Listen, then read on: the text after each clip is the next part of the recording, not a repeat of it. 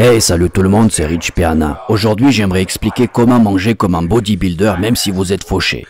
Je pense qu'on est tous passés par là. Quand j'avais 22 ans, j'ai décidé de mettre de l'argent de côté pour m'offrir une maison plus tard. C'était mon but. J'économisais donc et j'épargnais chaque putain de centime, aussi longtemps qu'il fallait pour amasser la somme nécessaire. Et en faisant ça, je devais faire des économies sur tout. C'était un choix que j'avais fait, et c'était un bon choix à cet âge-là. Malgré ça, je mangeais 6 repas par jour.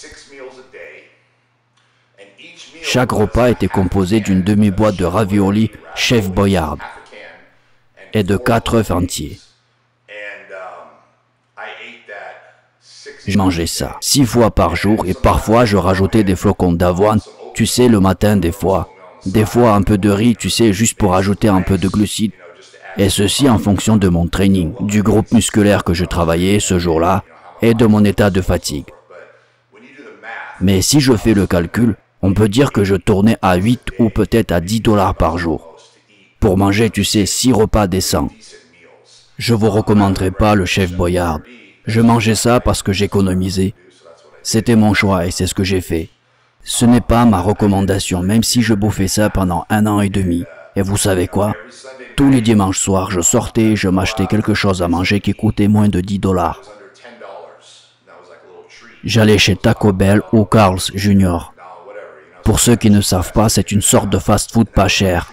C'était mon petit plaisir de la semaine. C'était une sorte de récompense pour avoir bien géré mon alimentation. Beaucoup de gens qui ont des difficultés financières disent « Je peux pas me permettre de dépenser tant pour la nourriture. C'est pourquoi j'achète des protéines en poudre. C'est pourquoi je prends un gainer, parce que je peux pas me permettre de manger autant. » Laissez-moi vous dire quelque chose. Je ne suis pas d'accord avec ça. Tu peux certainement avoir de la nourriture moins chère que cette merde en poudre qui ne fait pas grand-chose pour toi. Et c'est de ça que nous allons parler.